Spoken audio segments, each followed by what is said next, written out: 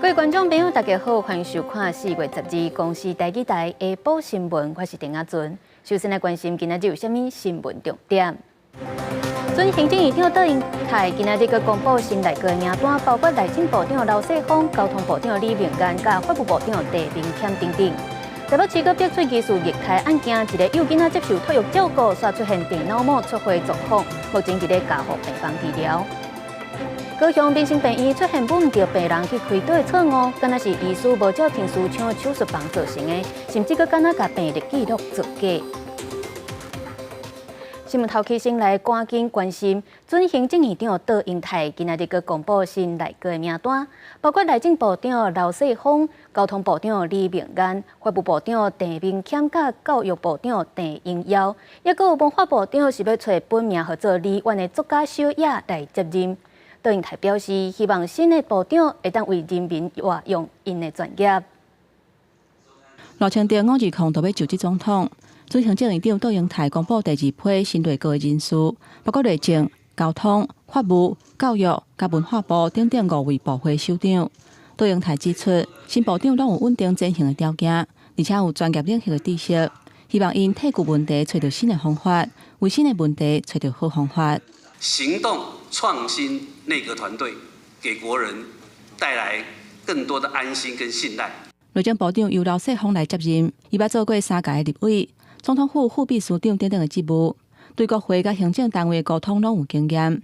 也那交通部长是目前行政院秘书长李明岩，伊任内协助推动政站基础建设，而且有土木工程的背景。法务部长是现任台北地检署检察长陈明谦，教育部长是即马中山大学的校长陈英尧。其中真受关注文化部长这个职务，是本名号做李婉的作家小野来接，因为伊演过捌是民众党主席郭文哲选台北市长连任的竞选总干事，这个入阁是真受大家关注。4月初之后才接到征询，然后我犹豫了蛮久，因为我们家人都很担心。我不晓得为什么他一直问柯文哲，我对每一个机会都会把握学习啦。我想我就是因为这样子原因吧，没什么政党属性。针对其他个管人选有真侪风声，亲像驻日本代表谢中庭传出会接司法院长、总统府秘书长林佳龙接外交部长等等。倒英台强调讲，程序的工作还在进行，希望各界莫摇来摇去。司法院的人士啊，一方面是时辰未到，而且也没有做任何的讨论，也没有任何的计划。同时，这个也是总统的职权了，一一的、逐步的跟大家做报告。那520一定是一个完整，而且是有纪律、有共识的团队一起的出现。倒英台嘛表示，已经甲现任的院长陈建仁通电话，对于带领国家的拍拼甲辛苦表达感谢，嘛希望亲身去甲请教行政院工作的经验，好交接的工作顺利进行。记者综合报道。台北市又搁逼出疑似虐待案件，市长周万安表示，有一个幼囡仔接受托育照顾，伫咧昨日熊熊开始咧吐，送病院发现到电脑膜出血，目前是带入去加护病房咧治疗。未满1岁，好，然后呢，目前上来讲的话，正在医院照顾当中，因为是外伤是观看不出来的，那有可能是不是其他的这个外力或受伤所造成的部分，都还要再了解。即刻提出了检调早期介入的机制，好，来尽快厘清整个事实真相。目前还没有办法断定，哦，只能说是疑似儿虐。因为病院研判，这个囡仔的伤不是干那1日2日就会当造成的。周万安表示，警方已经介入侦办，家防中心嘛启动相关的处理机制。另外，为着要确保其他囡仔的安全，托育中心嘛已经通知其他的家长，暂时唔通把囡仔交予这个年母来照顾。再来看到高雄的民生病院出现稳着病人去开刀的错误，即马台湾护士医疗产业工会接到申诉。指控是这个医师为着要抢手术房，甲去草起甲这病人杀来开刀，这发生拢无人发现到患者无唔对的问题。而且这个医师佮敢若甲病历记录作假，开刀了后，则佮要求护理机构来补签同意书。卫福部即马嘛成立专案小组，要来调查。台湾护士医疗生也工会接到会员申诉，讲即届高雄民生病院开唔着刀，其实是医生为着要抢开刀房，家己设备装去开刀房，才会导致全部的人拢无检查手权，发生这处的事件。很过分的地方就是这个医师呢，不断的催促，而且不断的表达他不要遵守这样的一个规定，他没有听到，因为护理人员有表达他的这个意见。工会指出，护理师有甲医生讲应该遵守着正常的流程，说服对方拒绝，呼吁护理人员有相关的状况应该正常来写护理记录，才会当甲家己保护好。市府调查嘛发现，主刀医生搁伫事后要求送病患来病院的护理机关补签着同意书，有可能来假造着病历记录，甲医生去2大个免责，院长嘛奉撤职。上海病院要搁再回应嘛，强调相关资料拢送互地检署，卫福部嘛决定要由伊撤回，组成专案小组来进行着备案调查。主要的目的就是说希望类似事件找出它的原因，不要再度发生了。也会要求高雄市卫生局会提供大医院这次的检讨报告。卫福部表示，这个结果会搁对外来说明嘛，希望找到问题的关键，避免搁再有同款的状况发生。追究相关责任的部分，即是已经由高雄市卫生局来处罚。记者王刘婷、陈汉坤报道。台北市林的溪山里有32个里民出现脑割吐的状况，目前调查可能是居民家己接的山水水质出问题，确定和水道水是无关系。目前已经伫当地设置5个供水站，因为溪山国小的饮水机嘛是接山水的，所以嘛赶紧停用饮水机，提供矿泉水予师生来啉。民众无用接水当厝使用，因为台北市士林区溪山里连续这几天发生真侪里民，好亲像因为水质无清气、吐过流的情形。里长烦恼是因为地冻了后，造成山泉水的水质变浊造成的。有点像是吃坏肚子那种感觉一样。我那天是蛮严重，我那时候一个晚上，我总共拉了5次。地冻了，那也无代无志发生安尼嘛，唔知啊。我猜他是拉肚子而已，他没有吐，比较虚脱这样。今天早上目前还有通报说2例去挂阳明急诊，住院的少数，但是他们都是去医院打点滴。为了查明原因，北水处透早原来派员巡线去查水管线，看是不是有漏水的情形。市长周万安是表示，这个案甲北水处所提供的自来水系统无关系，是因为山区的民众家己设水源系统。经过医疗确定的人数是32位，有上吐下泻的症状。这一次事件其实跟台北市政府自来水事业处所提供的自来水系统是无关，而是山区的民众他们自设的水源系统。因为溪山里的居民日常用水是当地居民家己设的水源系统，并且是家己管理。北水处每个月原来定期采样监测水质的状况，各家检验报告通知里长，提醒里民爱加注意。就我们检测的确是有超标的一个情形，曾经有提过相关的一个协助。那因为他们不希望说他们的水是需要加氯的，我们就只能长期来辅导。饮用水的水质标准的大肠杆菌群的数字标准大概是6，根据以往这边的采样的结果大概是最小值会落在100，最大值来讲大概是14000。根据历史资料，溪山里山泉水大肠杆菌群平均是伫100 mpn 至14000 mpn， 以上大的数值来看，超出饮用水的标准6 mpn 的2300多倍。因为溪山国小饮水机的水源嘛是溪山里山泉水，所以为了安全，学校已经暂停饮水机供水，搁提供干仔水予学生囡仔使用。为了安全起见的话，我们还是有把水质今天会去送验。小朋友的部分，我们就暂时停止供应饮水机的水，我们都是用瓶装水。因应这个事件，北水也伫当地校园内设5个紧急出水点。台北市立联合病院阳明院区12日开始嘛开设特别门诊，提供医疗服务。记者综合报道。云林县有一间国中传出，敢若有学生咧作业，甲清洁剂倒入去营养午餐的汤内底，隆重造成师生13个人接了送病院。搁再经过治疗是拢无啥物问题啊。云林县教育处嘛表示，会搁严格来督导，确保安全。接到校方的通报，救护车赶来到学校，载着身体无爽快的学生送病院。10号中昼，云林有一间国中，有学生疑似要将人创治。将洗面所清洁剂倒入午餐的汤桶，造成总共10多名的师生不小心吃入去。因为同学在讲说怎么汤有一个怪味道，那老师也跑过去测试了一下，结果呢，总共有9个孩子，还有老师呢，大概都有测到少量的汤品。那我们当下呢，我们第一时间就赶快通报警察，也通报卫生局、卫生单位查扣这桶汤。校方表示，后来有老师和9名学生身体出现头晕、腹肚痛等无爽快的症状，赶紧送病院。各3名学生由家长家己带到病院检查，好在在这13名师生经过治疗和检查拢无大问题。12号上午拢有来到学校上课。对此，文管副教授就表示，经初步了解，是因为班级1名学生要将创敌所造成。后续会持续来关注学童的健康。那另外也会请学校针对这个事件详加检讨。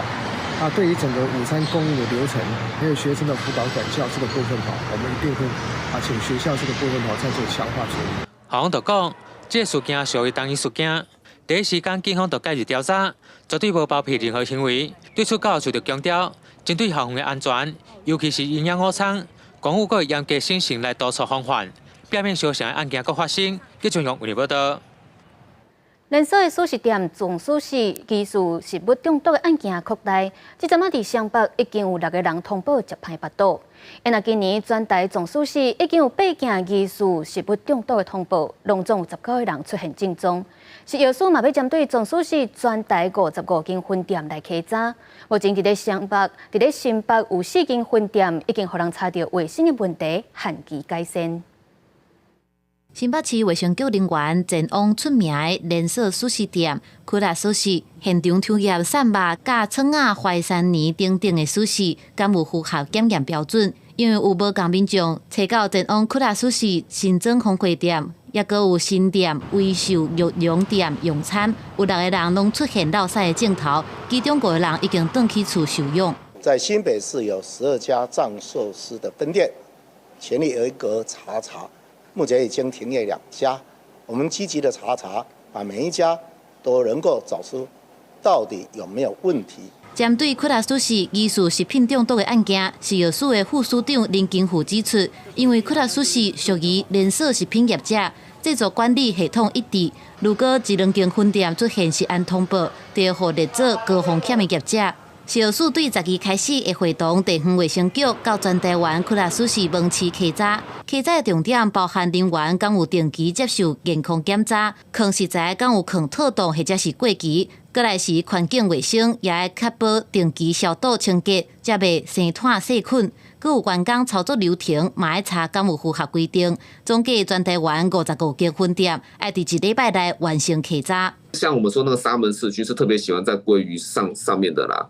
那这样的话就要去看看说是不是有些特定的食材那它是有那个病菌在上面，太多人使用，那当然就是在诺罗病毒流行的季节，你是很容易中标的啦。要注意的是，新北有3间酷辣素食分店现场互查出有设备甲机具无清气、冷冻库无定期除霜等等的卫生疏失。如果业者限期无改善，会以食安法开罚。要拿酷辣素食人体采检的部分，疾管署会伫后礼拜2对外公布检验的结果。记者综合报道。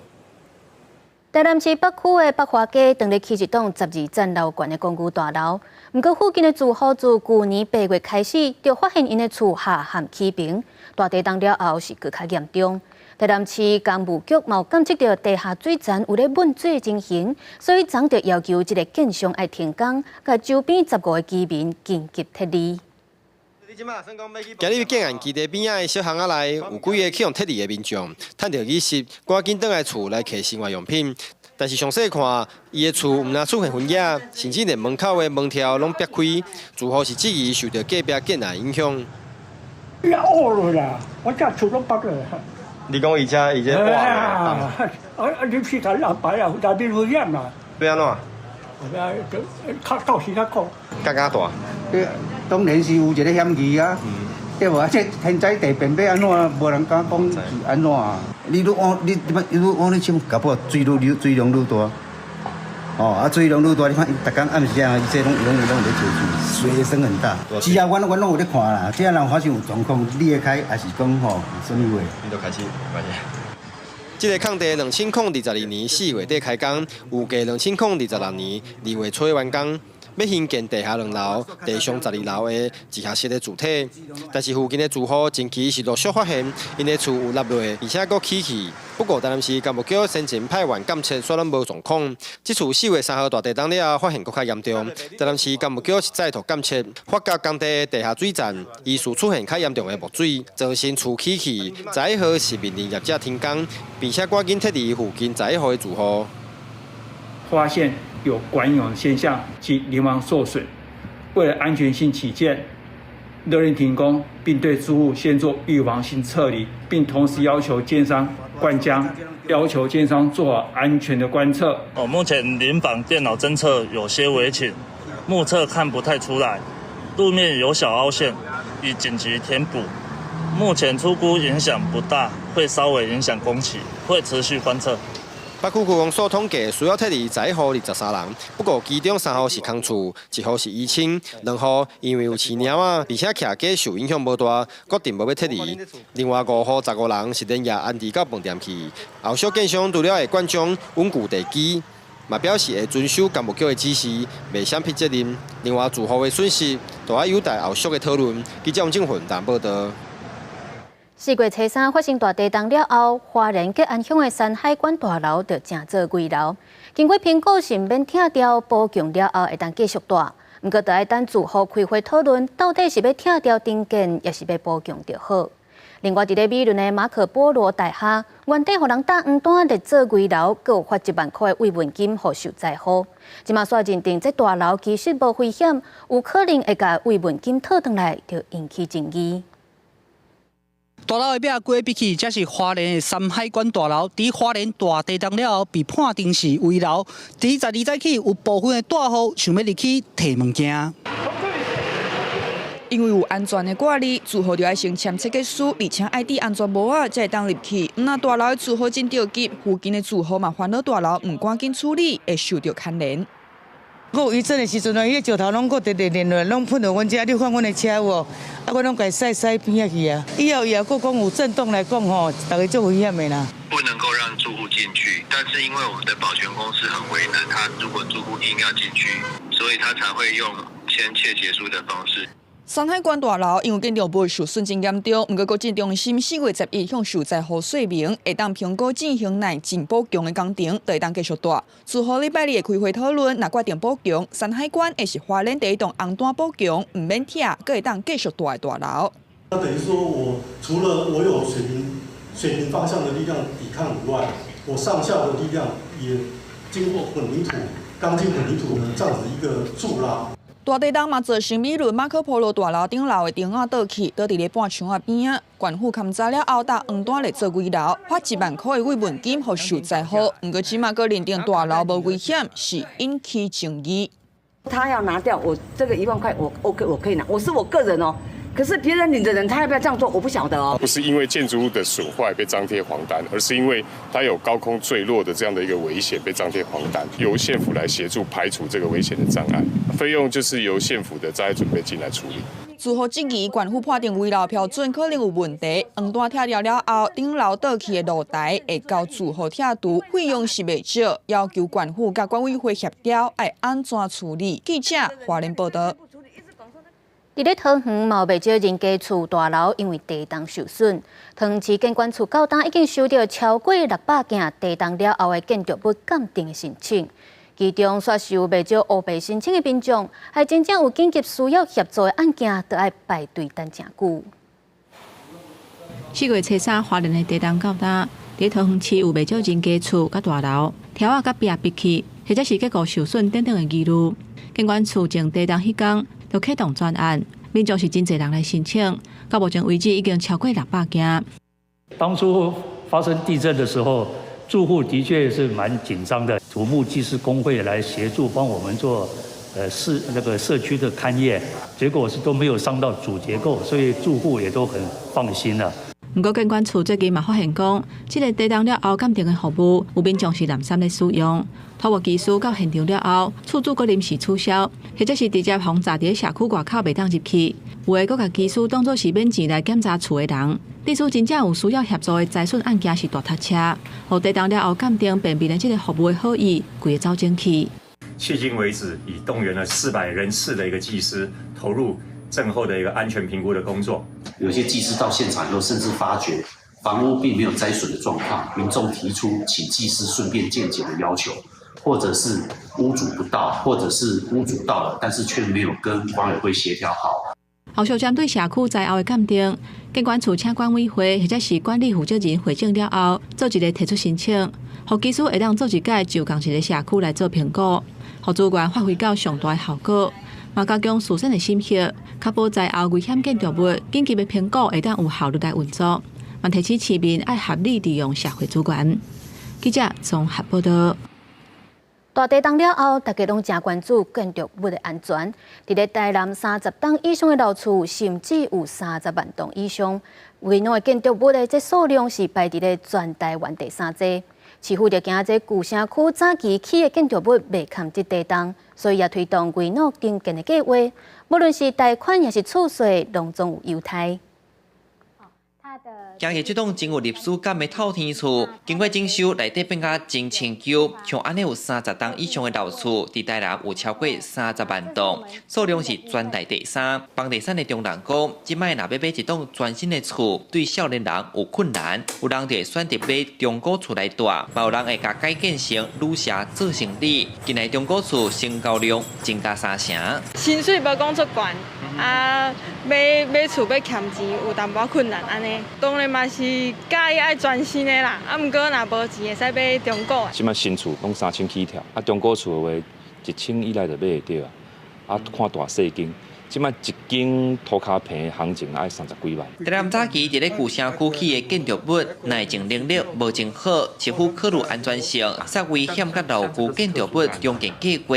统计这4栋申请老厝重建有271案，4619户，案件有哪来哪济。不过物料逐项起，可能会影响厝主重建的意愿。市府祭出优待措施，除了结构安全初步评估，补助12000块。另外厝税上悬，通有12档减半。补贴我说，这开了没有收钱？若就讲即摆地震，这恁这有影响着？有影响。那奖励就针对建筑物的容积，减免的部分是针对税务，在重建的之间它是全部免税。那你盖完以后，它免税1/2。优点是建筑师工会组成维诺重建辅导团，和结合各地建筑师事务所，今年已经有57个工作站，通互民众便利申请。虽然楼厝重建爱家己出钱，不过这阵有优待，民众总会当加减省一寡成本。记者上台南采访报道。国际上要紧来关心俄乌战争，罗西亚拜四佮针对乌克兰各地能源设施发动空袭，毁掉首都基辅附近一座发电厂，也佮有哈尔科夫的发电厂，害20万人无电通好用。罗西亚总统普廷讲，这是要报复，因为乌克兰的总统泽伦斯基是继续来争取国际支持。看到电厂大火乌烟到瀑布，基辅附近一座主要的发电厂4月11日受到罗西亚的空袭，规座害去。罗西亚射超过80粒飞弹甲无人机攻击乌克兰，真侪目标拢是锁定能源基础设备，有将近1/3突破乌克兰防空系统。哈尔科夫一座火力发电厂也受到损害，大约20万人无电通用。Если не удастся восстановить электрическую генерацию в Харьковской области, то Харьков не сможет пройти отопительный сезон, и вся инфраструктура Харькова может быть уничтожена. 也毋过，罗西亚总统普廷说讲，这是罗西亚的电力设备受到系列的攻击了后，高不利中才做出这款的反应，也佮强调因为领导无伫咧寒人发动攻击。Но повторяю еще раз, если все закольцуется в решении тех вопросов, о которых мы говорили изначально, и удары по энергетике связаны в том числе с решением одной из задач, которую мы перед собой ставили, а это демилитаризация. 当地立陶宛参加3海倡议峰会，乌克兰总统泽伦斯基批评若准稳准罗西亚继续攻击乌克兰能源基础设施，就等于是为全球恐怖活动发一张许可证，也讲到乌克蘭即马正需要防空系統。Нам не потрібні системи Петріот назавжди. Ми обов'язково зможемо виробляти свої системи. ми почали над цим працювати. Я вважаю, що ми це обов'язково зможемо, але в цей час не хочеться втрачати життя людей. 同一天的聯合國安理會，美國駐聯合國大使譴責羅西亞的報復行為。烏克蘭駐聯合國大使是呼籲要停止對烏克蘭的攻擊，戰爭要繼繼續。烏克蘭國會4月11日通過一項法案，全面修訂動員的規則。自願做兵的人薪水會當提懸，部分的罪犯嘛會當去做兵。不過因為軍方高層的壓力，國會把做兵超過3冬的軍人轉厝的條件抬好掉，也個動發倒兵，而且制定新的調兵聽書法案。會等總統澤倫斯基簽署了後正式生效。記者綜合報道。越南有史以來上大的金融詐欺案，在5禮拜審理了後，昨11日甲查房地產的好野人萬盛發控股集團的主席張美蘭當判死刑，也有85個被告嘛攏總判有罪，其中4個人是愛關一世人，其他的是判3年至20年的刑期。因為張美蘭的翁婿甲孫仔是互人判9年甲17年的刑期。越南總書記阮富中所主導的掃毒貪腐運動烈火熔爐，處理涉港房地產大頭家萬盛發控股集團主席張美蘭今夜175億美金的金融詐欺案，該前無共是全部公開透明，佮罕見互媒體詳細追蹤報道。5禮拜定審，團團2700證人出動10個檢察官加將近200律師，證據有104箱總動6棟。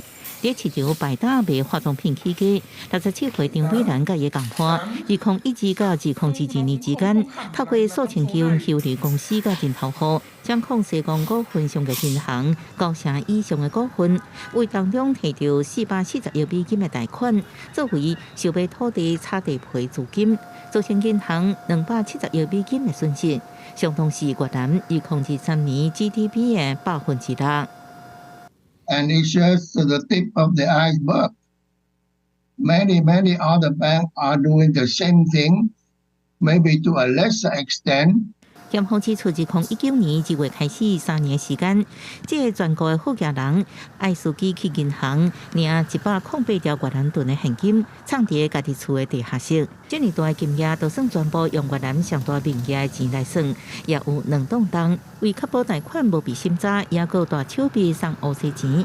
前永恆首席檢察官都因為收500萬美金的烏西錢，被判無期徒刑。張美蘭甲前永恆官員、前政府官員甲西港股份上級銀行等85個被告，互檢方以烏西濫用權力、挪用資金甲違反銀行法這罪名起訴，互這民事人民法院在伊對張美蘭處死刑的彈劾。共案的被告也全部有罪，4人被判終身監禁，其他刑期為3年到20年。張美蘭的先生甲查某孫分別判9年甲17年徒刑。公視新聞王慧文報道。來看美國大聯盟日本一個球星大谷翔平，進前予伊的翻譯人員追源一邊偷摕伊口罩內底超過5億台票的資金，摕去簽非法的運動賽事攪盤。美國聯邦檢察官伫咧11日依照銀行詐欺罪甲追源起訴，而且強調大谷翔平是受害者。追源的罪名若是成立，相當恐驚，就要關30冬。美國聯邦調查局對大聯盟日本籍球星大谷翔平的前翻譯水源一平的調查發現，伊辜負大谷的信任，偷摕大谷口罩內面的錢超過1600萬美金，差不多是台票5億1000萬。11日以銀行詐欺罪解起訴，水源是伫2018年替大谷開銀行口罩，向大聯盟的薪水。國家經濟人會計師加財務顧問講，大谷希望口罩保密。And he told them that Mr. Otani wanted to keep that account private. In 2021, Mr. Mitsuhara began placing sports bets with a group of bookmakers who were linked to an illegal gambling operation. 檢察官講，水源路途愈來愈接，金額也愈來愈大。驗過也證實水源進前的講法，並無路途棒球比賽。水源涉嫌用這筆錢來限伊運動比賽繳銷。甚至假冒大谷的身份打電話給銀行。We've obtained recordings of telephone calls in which Mitsuhara spoke with bank employees, lied to them about being Mr. Otani, gave personal biographical information for Mr. Otani in order to impersonate him. 调查结果也证实，大哥是这件案件的被害人。所落来水源将会伫咧联邦法院出庭，但是银行早期罪名成立，相关会当被判30年。公司新闻张伟林、吴kỳ昌编写。美国的美式卡球球星兼演员 O.J. Simpson 伫咧6070年代是真出名，不过伊上大的证据就是涉嫌杀害伊的情某，因为科学证据不足，互人判无罪。落尾阁因为犯抢劫甲绑票去坐监，即嘛是传出伫咧初十的时阵，因为癌症过身，直到76岁。前美式卡球明星辛普森的家属发白帖啊，讲辛普森初十因为裂喉腺癌过身，希望大家尊重家属的隐私。 He had been dealing with cancer, and there was some talk about him going in hospice. I know that he had denied it, but he's 76 years old, and a lot of people, although the NFL community hasn't been in direct contact with him for a long time since those murder charges. 辛普森真正是美式卡球史上伟大的炮位者之一。60年代时阵成绩真好，真受欢迎，真有名。尾也进入名人堂，球员退休了，用伊的名声进入好莱坞。不过1994年，因为涉嫌杀害情某的谋杀罪名被起诉，而且豪华的律师团，并且西华的刑事鉴识学的专家李宗玉做辩护的专家证人，发现监视采证有问题，有按罪名伪造犯罪现场证据的嫌疑。 尾也判无罪，审判过程伫迄当阵全美国拢真注意，引起种族、性别、家暴、名流式证据加警方办案失当的证据。虽然判无罪，但过尾也高犯抢劫加绑架，被判33年，2017年假释。You look great for 90. How about we take 2 decades off and call you 70? And I will be no problem. 辛普森常常爱甲别人讲，伊毋是黑人，是 O.J. 本尊。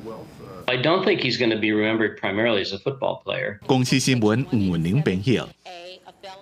咱台湾的护照伫咧全球100外国家拢有免签证入境的台股，即马所传出有中国人甲咱国民买护照，一本上济花到1万，因则搁甲这的护照交予人口买卖集团来转卖。目前伫咧台湾抓到涉案的9个嫌犯，嘛已经予检方来起诉。 连续2届行动，甲嫌犯一概抓起来，会互警方注意到，这个非法集团是因为因和中国人士交结，买卖台湾护照，互卖人口的集团使用。甲社群软体拍开，面册社团平台拢有相关的信息，捌是中国配偶的姓陈的女性，指挥同伴伫网络上向国人买护照，每一本上悬是买1万块。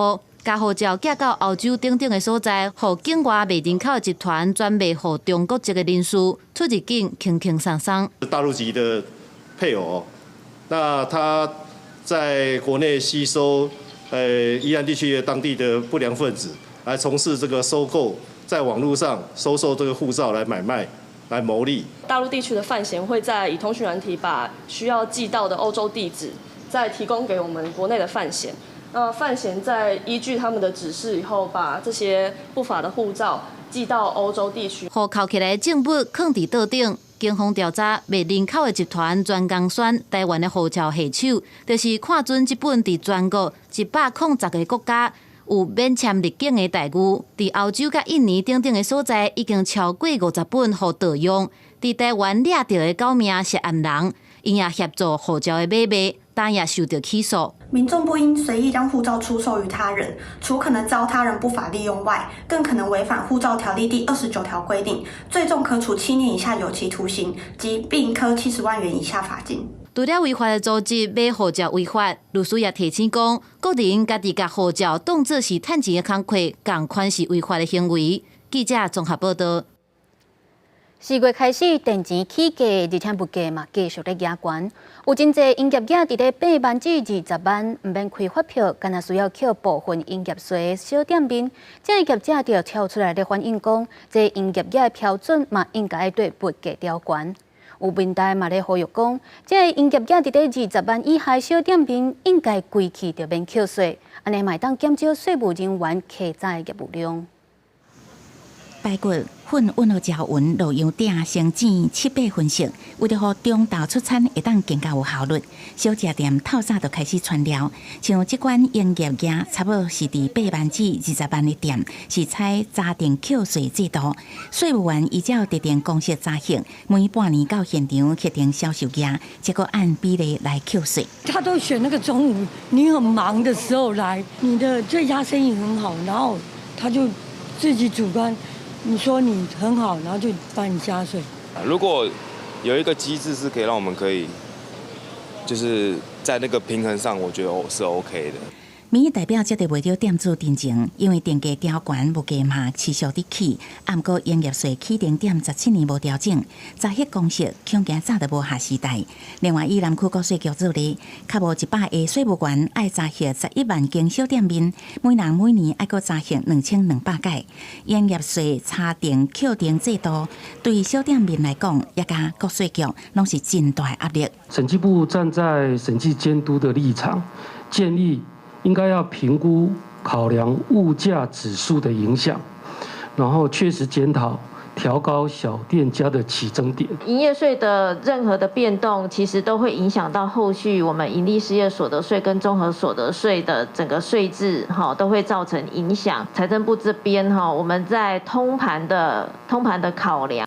对于民意代表诉求营业税应该简正便民，倡议废除小店面营业税查定扣税制度，财政部是回应，因为牵涉到的层面真宽，爱兼顾赋税公平，所以要进行通盘研究。记者综合报道。民团甲国立台北护理健康大学合作推出互动哮喘平台，让家庭的照顾者会当去做长照机构的志工。一日就会当换2日的家庭长照的哮喘服务，改善这个家庭照顾者因哮喘的服务，卖当减轻机构欠人力的问题。52岁的周先生又在本萨克斯风，伊爱上班，搁爱照顾妈妈，压力是真大。周先生77岁的老母有失智症，需要人照顾。去年开始，伊参加互助哮喘平台，伊做志工的时数换哮喘服务。伊也利用这个方式，让家己伫照顾妈妈的过程当中，有机会松一口气。我母亲还没来这边之前呢，其实大概1个月平均接到警察局2次电话，你们家谁谁谁。好，在我们这边周六周日啊，以前是每天被绑住在家里。那现在偶尔有机会可以出去走走玩玩。周先生参加的互助哮喘平台是去年由国科会补助，照顾者关怀总会参与了台北护理健康大学执行的计划。照顾者通伫假日的时到机构做志工，帮助专业的照顾服务员去照顾时段。照顾者服务1天，就通有2天的哮喘服务时数会当用。去照顾机构做志工，也通小可解决机构欠工的问题。每一次有一个专业的照顾服务员，他是负责身体照顾，他是负责带活动的部分。那家庭照顾者如果来轮班，从早上的9点到下午的5点，他其实搭配就是安全看视，在旁边帮忙辅助的角色。用手机写比照顾者的需求，就通注文哮喘服务，阁会当透过通讯软体知影详细内容，增加方便性。这项互助哮喘计划目前伫台北有4个示范点，民间团体表示，若效果袂歹，希望会当送到各县市。今年的目标是增加到15个据点，让各地长照家庭拢有哮喘的机会。记者林玉凯台北报道。交通部航港局改善高美灯塔园区，规划做专台头一座会当互人住的灯塔，今仔日正式来公开。交通部长王国材嘛有到场体验，也因为这座灯塔是历史建筑，航港局是配合文字法规来规划，结合旅宿、文创甲导览等等的服务，希望会当带动观光。国家总共有36座的灯塔哈，那这几年都在做这个活化的工作。那高美灯塔哈，它这个现在是把旅宿，还有包括文创哈，还有一些这个轻史的部分，把它这个引进来哈。那我想说，这个也是我们台湾的这种观光的一个吸引点了哈。那我们真期待哈，这个整个灯塔的活化工作哈，就从高美灯塔这个当做一个这个很重要的里程碑哈。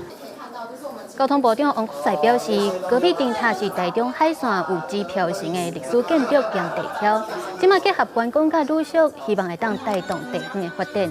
航港局嘛表示，除了灯塔本身，园区内底总共有规划7间的房间，另外因嘛咧搬点其他36座灯塔，要继续来规划相关的运用。再来看到台湾乌熊是真珍贵的保育类动物。这几天煞不时会去听到乌熊踏到限制钓伤的案件，甚至是会走入去民众的生活范围内底引起冲突等等。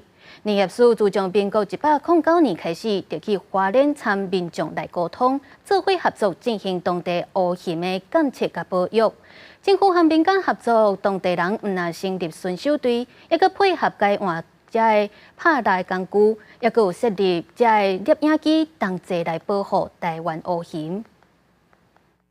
或什么动物在叫，我们就过去，看到很像熊，我们就跑回来。公牛怎么有声音？跑到后面看，哇，看到铁皮都一个洞。根据调查，花莲岛溪乡真有可能是全台湾目前台湾乌熊上济的所在，而且生活范围也离在地居民愈来愈近。捌看过熊分遮的人就有8.6%，捌拄过乌熊的有6.7%。林业署自民国109年开始，参专业团队去到当地访问居民，也进一步和因做伙投入乌熊保育。林业署拜5举行记者会，向大家报告目前的监测结果。拍到了很多的母子熊的一个出现情形。代表这边也有繁殖的个体，我们至少可以保守估计，至少在这边有20只的黑熊在这边活动。林业署表示，长期和居民沟通之下，因若成立巡守队，配合换改良过的蜡具，也协助伫山顶设立影机，记录台湾乌熊的行踪。根据资料，民国112年开始有4个在地团体成立巡守队，一直到今年已经又搁增加到7个。在公司合作之下，林业署认为居民配合通报乌熊的状况是好真济。其实我们110年到111年的通报没有很多，但去年就通报了7件。部落族人愿意通报，愿意参与这个黑熊保育的这相关的工作。当地清水部落表示，较早居民若看到乌熊会感觉真惊吓，和林业署合作建立遮的监测通报和巡守流程，居民拢真愿意配合，相信人和乌熊会当好好啊相处，因也会继续投入台湾乌熊的保育。记者刘时武、谢桂林台北报道。台中梨山地区受到4月初3的地震影响，拢总有220粒水塔损坏，其中有70粒这农用的水塔是因为做事的人和土地所有权人无共人，煞无法度来申请补助。当地民代就呼吁要放领这申请的资格。台中市府甲农水署表示，只要经过区公所认定，这申请的人有实际做事的事实，就会提供补助。民众徛伫咧家己的水塔头前，感觉真无奈。403地震造成台中梨山地区220座水塔受损、倒去甚至破去，有的也阁是灌溉民生两用，当地用水出现问题。我破2个哈，哇，蛮严重的，那个水塔都破掉了。这个地震哦，这个非常大，很希望有关单位、我们的政府哦，能够协助我们一下梨山地区。梨山因为自来水无普及，为着灌溉蔬果甲民生用水，普遍拢是装大型水塔。农水署最近伫咧梨山受理灾后补助，受损水塔会使照无共的档数补助2.4万至24.4万块不等。但是其中有70座农用水塔，因为建筑者甲土地所有权人名无共，无法度得到补助。和平区区民代表罗正玉呼吁应该帮您认定，就拜托陈警，因为确实有实际耕作，而且这个水桶也损坏，急需要民生用水的帮忙方便，而这种情况之下，所以我们才会去拜托来陈情。申请人与农地所有权人如为不同人时，经查证申请人确实为实际耕作者，如公所登记有案或相关证明文件，农水署亦会予以补助。罗正又表示，耕作者甲土地所有权人名无共，是早年民众买地种植所无变更土地所有权人所造成，有伊的时代背景因素。台中市农业局甲农水署台中管理处拢表示，申请者就算讲毋是土地所有权人，只要确实是实际耕作者，会使提出区公所等相关证明文件，就会使补助。记者台中报道。高雄这几档有发生真侪件电火挑起，互鸟仔作秀，造成小拍电、失电的意外。而且即马春天是鸟仔生团的季节，台电的人员是加强巡逻来清鸟仔秀。伫咧高雄米岛就有共一支电火挑，一直拢去互鸟仔作秀。台电的人员伫4个月内就伫遮清41间鸟仔秀。台电人员总比清好势，徛伫作业车顶悬，用棍仔甲电火条的物件拍落来，因拍落来就是鸟仔秀。最近因遮无用，尤其伫米德区这支电火条一对客鸟翁仔某上爱伫遮做秀。台电人员4个月内已经清除41摆。台电高雄区表示讲，永安、米德等等的沿海地区因为生态丰富，鸟仔伫电火条做秀的状况更较侪。年底12月。到过当的3月至4月左右这段时间就是咱鸟仔咧繁殖的时间啦那所以伊会常常拢找阮的条仔顶较平稳的所在去做秀。每年12月到3月拢是鸟仔生团季节。根据台电高雄区统计，去年有19摆失电，拢是鸟仔秀造成。因为秀内面若是有天线甲电火条仔的导体卡着，就会小拍电。工程人员咧作业的时阵，就会有危险。就会遇到电线含阮咧顶管迄种铁啊，爱就会有电弧，迄电弧当时啊足大，当时啊足细无定所以。就是惊电有去伤到人。台电高雄处表示讲，为去年12月到3月，拢总清除914摆的鸟仔秀，数量比过去搁较侪。今年是加强巡逻，透早下晡拢会巡一摆。目前伫电火条仔顶悬嘛有设即个赶鸟仔的物件，毋望鸟仔去安全的所在生团，嘛会当减少跳电失电的事故。记者钟义辉、邱昭勇高雄报道。鱼网造成海洋的污染，若是破坏生态，嘛会去影响到鱼群的安全。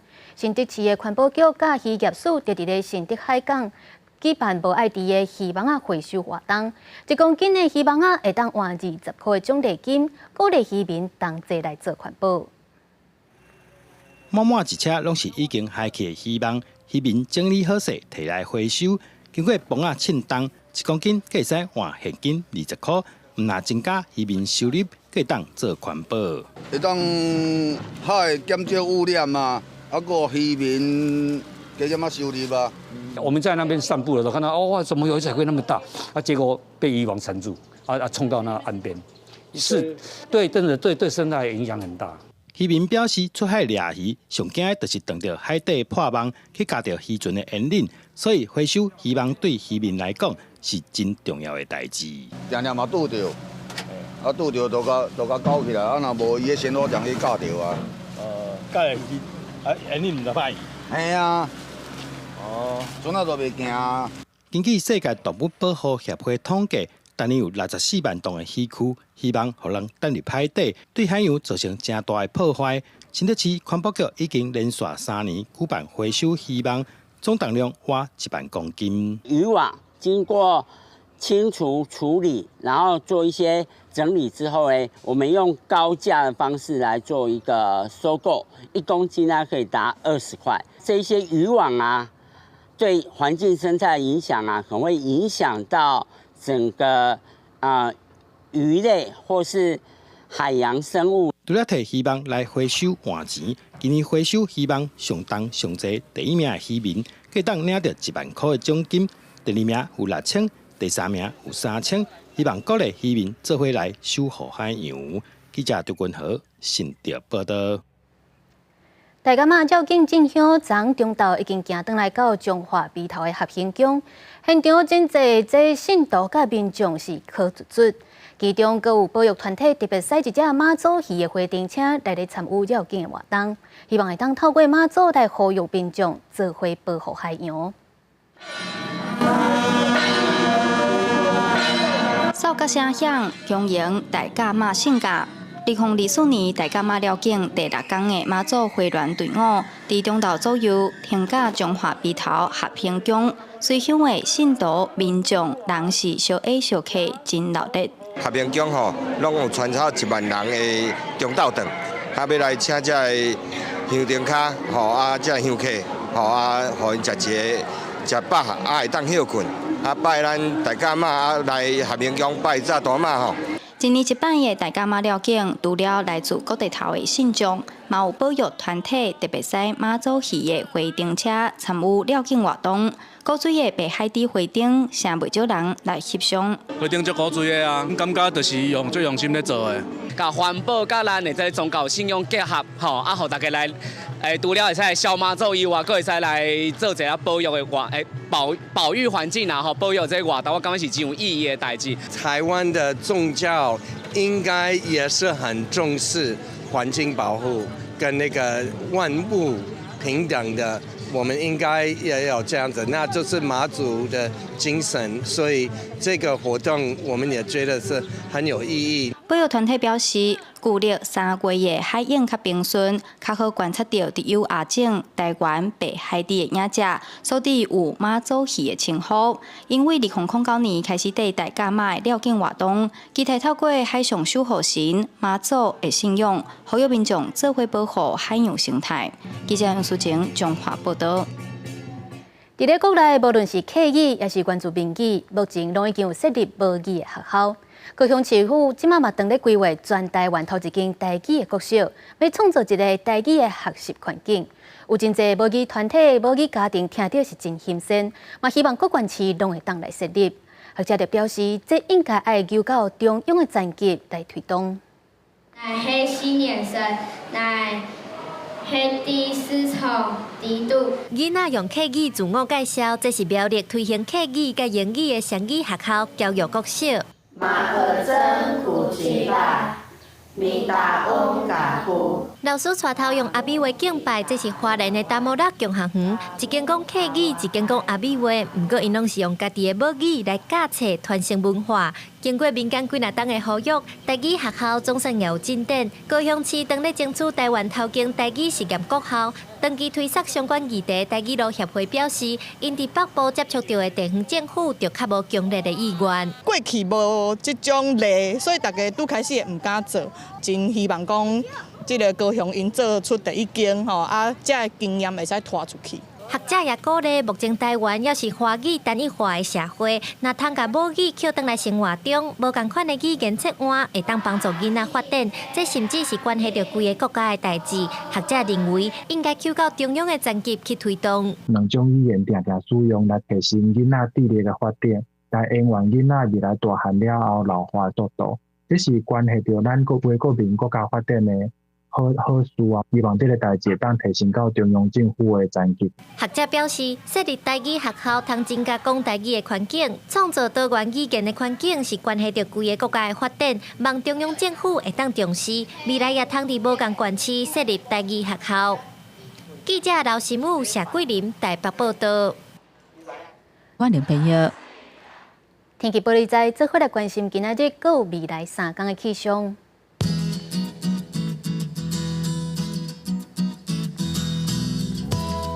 北部地区24度至30度，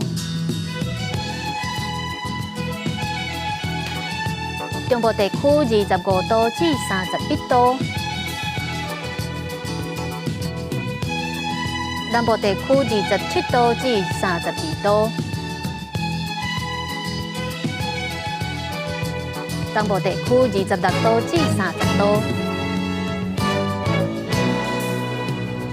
也有外岛地区20度至28度。继续来关心未来3天的气象。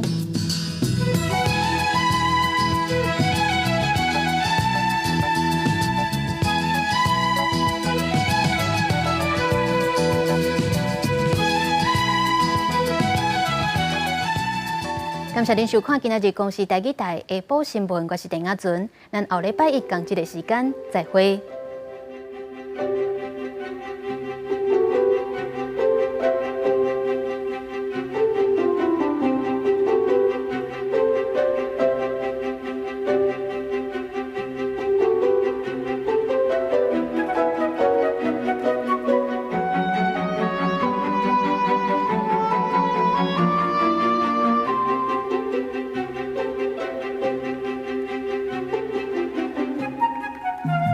Thank you.